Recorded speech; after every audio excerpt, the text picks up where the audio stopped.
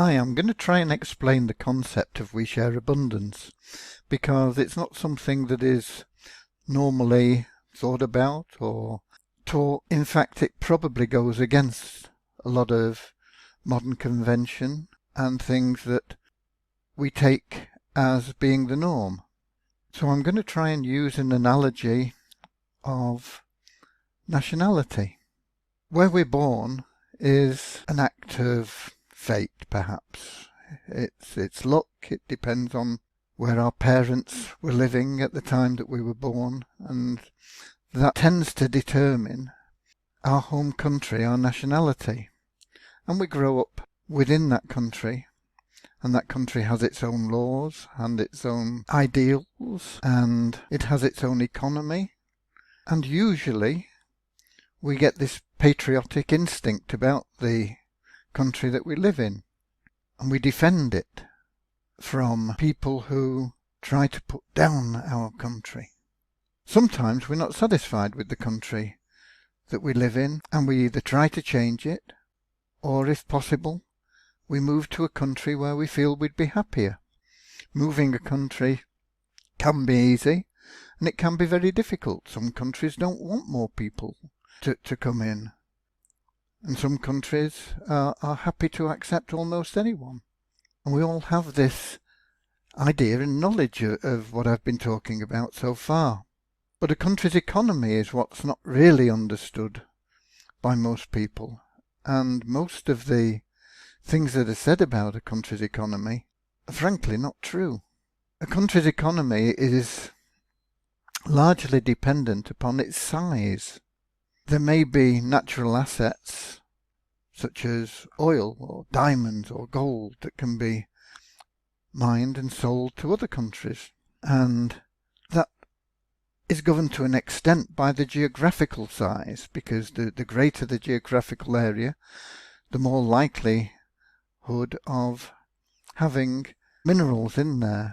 But it needs people who can exploit those natural resources, and the more people that a country has, the stronger it tends to be economically. Not always the case.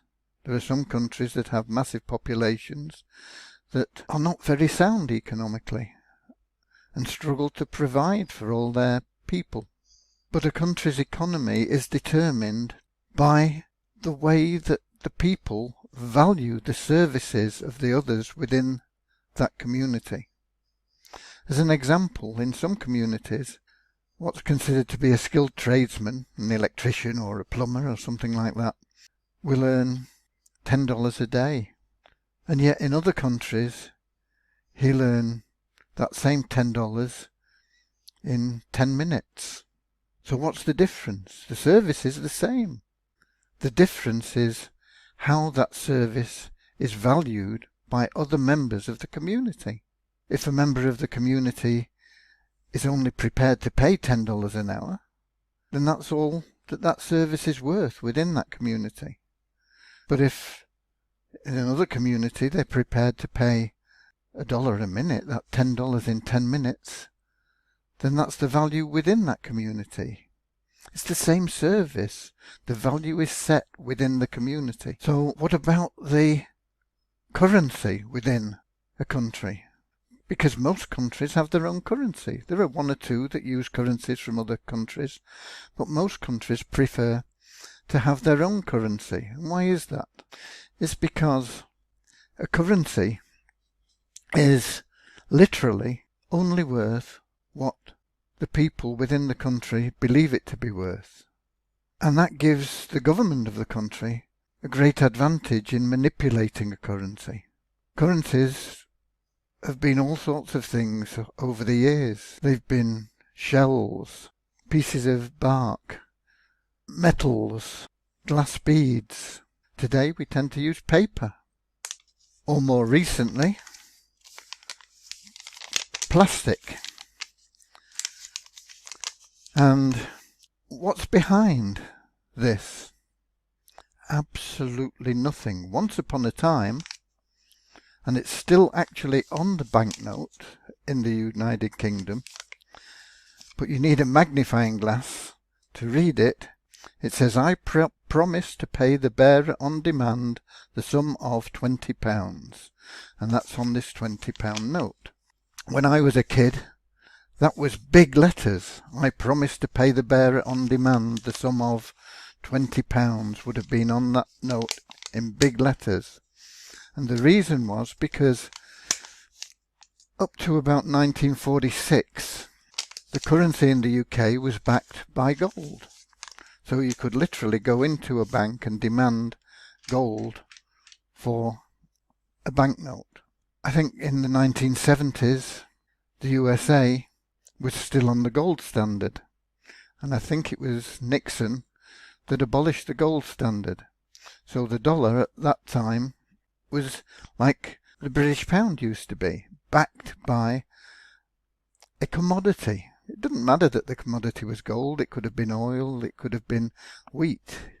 It was just something of tangible value instead of a piece of paper.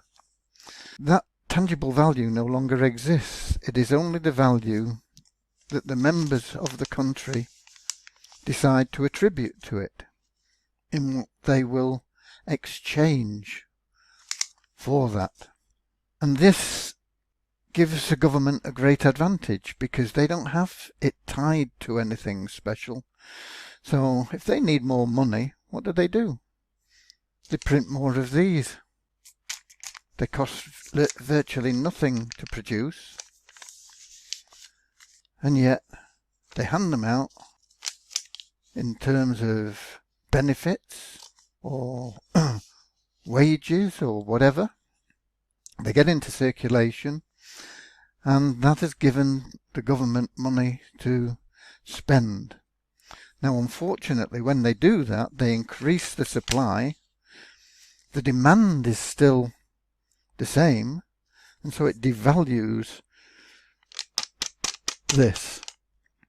And that's why the notes, the cash in your pocket or in your bank, whilst it may be going up in numbers, is actually going down in value. It's called inflation, and it operates in all countries because all countries, when they want some money, print more of these. It's an unseen tax on the residents of that country.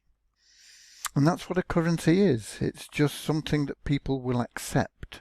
It has no value beyond the value people within the community put on it. And that's the same whether it be something that is traditional, like a fiat currency, like this £20 note, or whether it's one of the newer types of currency called a cryptocurrency. The value is determined by what people will put on it. The difference with a cryptocurrency, at least all the good ones, is that they are capped. There is no government that can print unlimited numbers of crypto coins. There is a finite number, and these tend to be released over a period of time due to whatever formula is derived when that cryptocurrency starts. What that means is that as the demand goes up for that currency, there can't be an unlimited supply. And that means that inflation is not likely to take place in the same way decreasing cryptocurrencies. And that is why over a period of time, despite the fact that cryptocurrencies fluctuate wildly in value, they tend to be increasing in value. What we have in We Share Abundance is a community. It's like a nationality. It's like a nation. We are a community of people.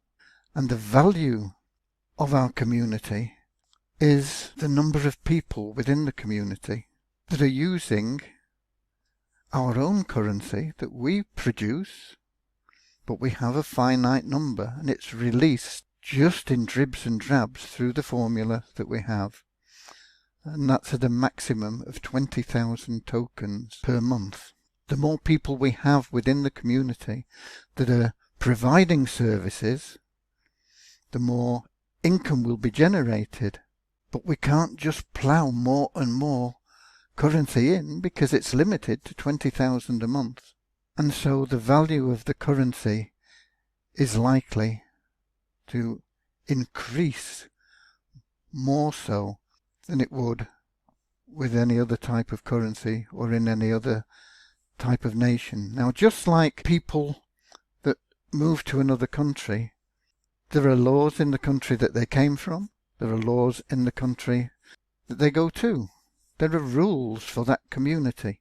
And if they don't like the rules, they made the decision to move there. They have to abide by those rules, or they should go back where they came from. Some people won't like rules anywhere, wherever they go, where they were, where they go to, because they just don't like rules. They don't like laws, but they're necessary. And our community in We Share Abundance is the same. We have rules.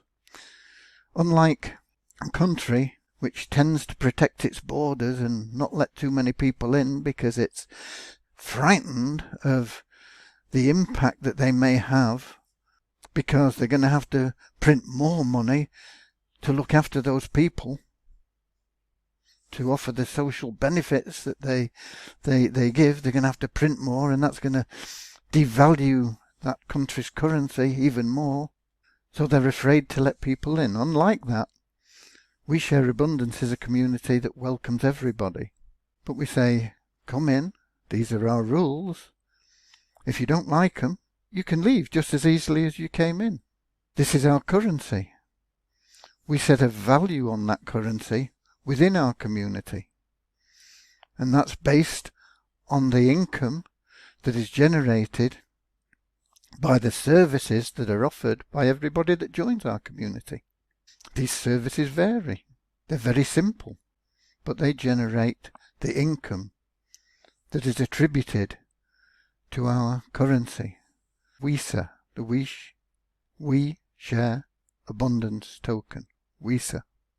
And that is just as legitimate as this. In fact, more so, because we are backing WISA with a minimum value.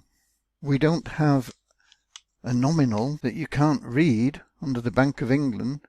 We don't have a nominal we promise to pay the bearer on demand that's not really true anymore. We have a genuine we promise to pay the bearer on demand for the services and goods that we offer. And that value is set in a way that it can never go down.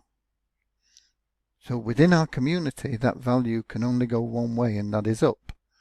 Now outside our community, just like this, outside of England, will trade at whatever somebody wants to buy it for that doesn't live in England. They may want to buy it as an investment because they think England's economy is good. They may want to buy it because they want to buy some of the services that are provided in England. And so the supply and demand outside of England will affect the value of this currency outside of England. It doesn't affect the value inside England. Inside England, this value is only affected by inflation caused by government overspending. Outside of England, it's governed by supply and demand. How many people want to buy the British pound and how many people want to sell the British pound.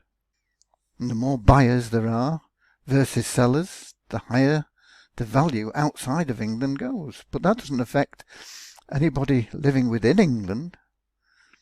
That value remains the same for the people within England, subject to inflation. So it doesn't matter whether the pound trades for $1 or for 10 cents of a dollar to the people that live within England. It's only if they want to buy dollars or travel to the country that uses dollars that it affects them. But if they are within England, within that community, it doesn't affect them at all. The only thing that affects them is inflation, and because that we promise to pay the bearer on demand is no longer true, inflation takes place more than it ever has in the past. We welcome everybody to our community. We offer you the opportunity to be of service, and through being of service, to generate our currency. And we pledge that our currency within our community will never go down in value, will only go up in value. We allow our members to take our currency outside of our community, and there they can do with it as they will. But one of our rules is that if they are detrimental to the value of the currency outside of our community, we'll stop them taking it out until they come back in line with the rules. And that rule simply is, if we put a value on our currency, don't sell it to anybody outside of our community for less than that value. Because if you do, we'll stop you taking it outside for 3 months. And at the end of 3 months, we'll limit the supply that you can take outside. And if you behave and do the right thing in accordance with our rules, and don't give it away for less than we say it's worth, then we'll gradually allow you to take more and more outside of our community. It's a simple case of true economics, not bullshit economics. We are a country, a nation, a community. We hope that our members will be patriotic.